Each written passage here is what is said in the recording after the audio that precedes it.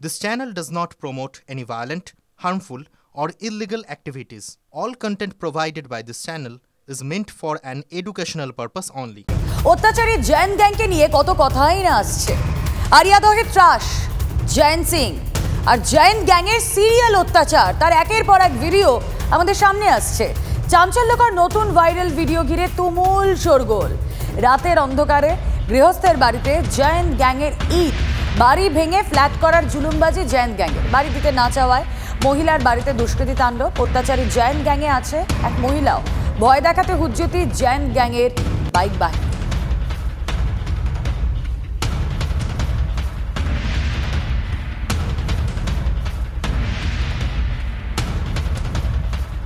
বাড়ি পুরো রাত ৩টের সময় এসছে, এসে পুরো বাড়ি ভাঙচুর করেছে। যারা ভাঙচুর করেছে ওই জয়ন্তের ছেলে জঙ্গা, বাবুয়া, আরো অনেক ছেলে।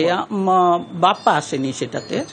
বাবুয়া জয়ন্তের ছেলে ৫-৬ জন হবে। তারপর ভাঙচুর করেছে। কেন হঠাৎ ভাঙচুর করছে তখন শঙ্খ বলেছে যে আমার বলেছে যে আমি করব না, তোমরা দরজা জানলা খুলো না। দরজা জানলা আমরা খুলিনি। রাত ভাঙচুরটা ওইটাই তো পরে তো আমরা জানলাম যে টাকা চেয়েছিল, টাকা দেয়নি। হ্যাঁ, তারপর ছেলেকে ডেকে ছেলের কাছেই টাকা চেয়েছে।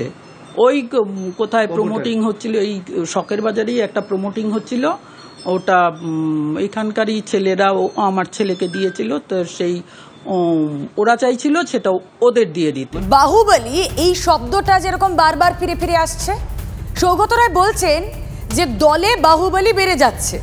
মেনেছেন তিনি। টিভি9 বাংলার সাক্ষাৎকারে বললেন, মানুষের কাছে ভোট চাইতে গেলে তাদের জয়ন্ত সিংদের প্রয়োজন হয় না।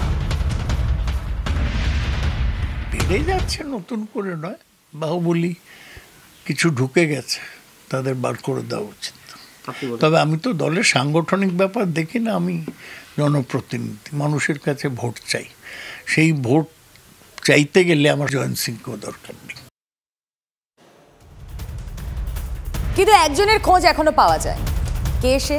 রাহুল গুপ্তা। পুলিশের খাতায় এখনো ফেরার জয়ন্তের শাগরেদ রাহুল গুপ্তা। আরিয়াদহের ক্লাবের কর্তার বিরুদ্ধে বুড়ি বুড়ি অভিযোগ। ক্লাবের অনুষ্ঠানে বেলঘরিয়া থানার আইসিকে সংবর্ধনা রাহুলের। নয়া ভাইরাল ভিডিও ঘিরে তোলপাড়।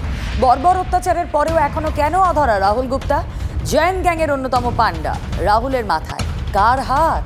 কোন প্রভাবশালীর ছত্রছায়ায় সে রয়েছে? আর সেই কারণেই কি পুলিশ হাত গুটিয়ে? সবাইকে চিহ্নিত করা গেছে এমনটা দাবি করছে পুলিশ। তাহলে চিহ্নিত করা গেলে রাহুলকে ধরতে গড়িমসি কেন?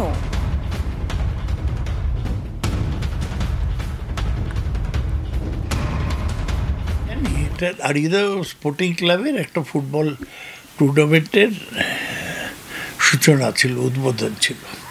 আমি সেখানে গিয়েছিলাম, এলাকার কোনো ক্লাবের অনুষ্ঠান হলে যাই,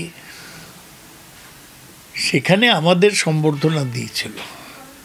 আর সেখানে অন্য কেউ বোধ হয় জয়ন্ত সিংকে আলাদা করে মালা পরে সম্বর্ধনা দিয়েছে। সেই সম্বর্ধনার সাথে আমার কোনো যোগাযোগ ছিল না। এবার ইলেকশন লড়লাম, জয়ন্ত সিংকে দেখিনি আমি, জয়ন্ত সিংয়ের কোনো প্রয়োজন হয়নি। আমার রাজনীতিতে এইসব বাহুবলী দুষ্কৃতির কোনো দরকার হয় না। এবার প্রশ্ন হচ্ছে কি রাহুল গুপ্তা? জয়ন্ত সিং এর অন্যতম শাগরেদ রাহুল। কামারহাটি পুরসভার অস্থায়ী কর্মী ছিলেন রাহুল। ট্যাক্স কালেক্টরের কাজ করতেন। 2023 সালে মারামারি, গুলি চালানোর ঘটনায় নাম জড়ায় রাহুলের। আর তারপরে কামারহাটি পুরসভার চাকরি খোয়ান রাহুল গুপ্তা।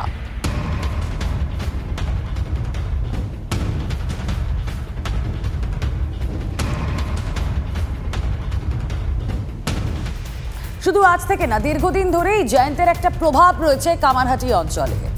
জয়ন্তের কীর্তির কোনো শেষ নেই বলছেন কামারহাটির প্রাক্তন সিপিএম বিধায়ক মানুষ মুখোপাধ্যায়।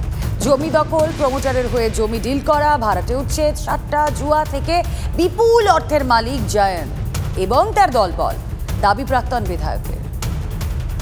জমি কেনা বেচা, তার সঙ্গে যুক্ত থেকে দালালি, তারপরে প্রচুর সাট্টা, তার সঙ্গে হচ্ছে সিন্ডিকেট রাজ, এই সব কিছু মিলিয়ে প্রচুর অর্থ এরা উপার্জন করলেন। তারপরে জুলুম করে মানুষের থেকে টাকা নিয়েছেন, জোর করে বাড়ি বিক্রি করতে বাধ্য করেছেন, এইসব করার মধ্য দিয়ে এদের টাকা হয়েছে, তাছাড়া কোথার থেকে টাকা হবে?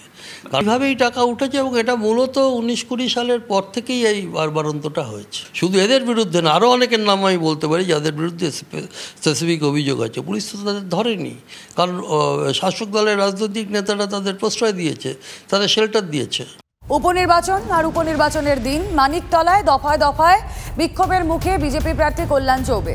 মানিকতলা বিধানসভা কেন্দ্রে কল্যাণকে তারা তৃণমূল কর্মীদের অশান্তি পাকাতে এসেছেন কল্যাণ। পাল্টা তোপ তৃণমূলের, অবৈধ জমায়েত করা হচ্ছে, পাল্টা দাবি কল্যাণের। ভোট লুটের অভিযোগে ভোট বয়কটের পথে কল্যাণ। বিক্ষোভের মুখে কোনো ক্রমে এলাকা ছাড়লেন কল্যাণ চৌবে। পুনর্নির্বাচনের দাবি করছেন বিজেপি প্রার্থী।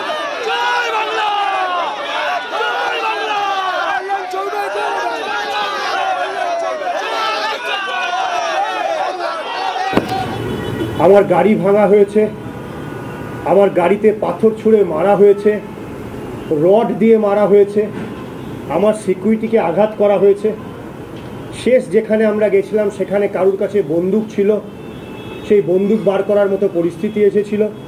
আমি একটা সময় মনে করছিলাম যে এই ভোট দিয়ে কি লাভ। জ্ঞানপীঠ স্কুলের সামনে দেখি জনাভিষেক ছেলে হাতে এতগুলো ভোটার স্লিপ একজন আরেকজনকে দিচ্ছে, সারা হাতে বুড়ো আঙুলের কালি ভর্তি, এসে একজনকে এরকম করে টোকেন দেওয়ার মতো দিচ্ছে, নিয়ে সে ভোট দিতে যাচ্ছে। যদি মৃত্যু হয় আমি মৃত্যুবরণ করব, কিন্তু মানিকতলায় যেন গণতান্ত্রিক প্রক্রিয়া নির্বাচন হয় সেই ব্যবস্থা করতে হবে। পুনরায় নির্বাচনের জন্য আমি হাইকোর্টে যাব এবং এই ভোটকে যেন রিপোল হয় তার জন্য আমি আবেদন করব। অন্যদিকে উপনির্বাচন চলছে রায়গঞ্জে বুথের 10 মিটারের মধ্যে জমায়েত। বিজেপি প্রার্থীকে ঘিরে বিক্ষোভ, ছবি দেখাবো আপনাদের। ছাপ্পা ভোটের অভিযোগ বিজেপির, দেখতে গেলে বিজেপি প্রার্থীকে ঘিরে বিক্ষোভ।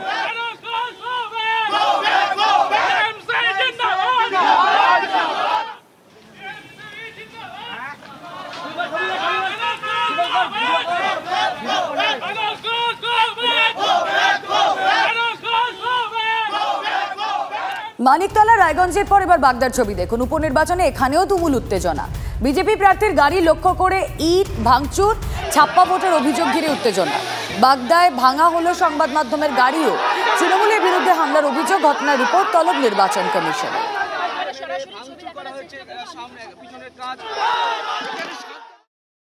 বিজেপি প্রার্থী গাতপাকুড়িয়া মাদ্রাসা যে স্কুল, সেখানে গেছিলেন ভোট দেখতে। তার অভিযোগ ছিল যেখানে ফলস ভোট হচ্ছে। তিনি যখন সেখানে যান এবং বিজেপির প্রার্থী এই অভিযোগ করেন, অপরদিকে তৃণমূলের যিনি এজেন্ট ছিলেন তিনি পুরো বিষয়টা অস্বীকার করেন। কিন্তু বাইরে বেরিয়েই মূলত বিপত্তি। যখন বিজেপির প্রার্থী যখন বাইরে বেরোন, তখন সেখানকার যারা একেবারে তৃণমূল সমর্থকরা ছিল তারা জয় বাংলা স্লোগান দেন এবং তারপর রীতিমতো মারমুখী হয়ে ওঠেন। এবং এই যে একেবারে তার যে গাড়ির পিছনের কাঁচ, সেই কাঁচ ভেঙে দেওয়া হয়েছে। দেখা যাচ্ছে যে এই ইট ছোড়া হয়েছে। আচ্ছা, এই ইটটা কোথা থেকে এলো? এই একটা মালিপুতা কুচারবাকি বলে একটা জায়গা রয়েছে যেখানে আমাদের 188 নম্বর বুথ। সেই বুথে সকাল থেকে আমাদের ভোটারদের উপরে অনেক রকম প্রেশার চলছে। সেই অবস্থায় আমাদের প্রার্থী তিনিও ওখানে উপস্থিত হন, তানার উপরে হামলা হয় এবং আমাদের এই গাড়ির উপরে, আমার উপরে রীতিমতো হামলা হয়। একদম টার্গেট ছিল, দৌড়ে দৌড়ে সব আসছিল, আমাকে টার্গেট করা ছিল। আমাকে ওখানে একটা লোক ছিল, সে আমাকে ধরে নিয়ে গাড়ির কাছে গেল। যদি 1 মিনিট দেরি হতো তাহলে ঠিক আমাকে ওখানে মেরে ফেলতো। তাও আমার জামা ধরেছিল, আমার জামা কোনো রকম বেঁচে গেছে। আমি বাঁচিয়ে যে কোনোভাবে গাড়ির ভিতরে উঠছি। তারপর আমার গাড়িকে অ্যাটাক করা হয়েছে। গাড়ির সামনের কাঁচ, পিছনের কাঁচ দুটোই ভেঙে ফেলেছে। সামনের যে কাঁচ তারও বেশ কিছুটা অংশ ভাঙা হয়েছে। স্বাভাবিকভাবেই যে জায়গা একেবারে যাওয়া হয়েছিল সেখানে যথেষ্ট উত্তেজনা ছড়ায় এবং দেখা যায় যে সেখানকার যারা মূলত একেবারে তৃণমূল সমর্থক তারা বিজেপির প্রার্থীকে দেখে মারমুখী হয়। ক্যামেরায় বিনোদ সিংয়ের সঙ্গে সুশোভন ভট্টাচার্য, TV9 বাংলা।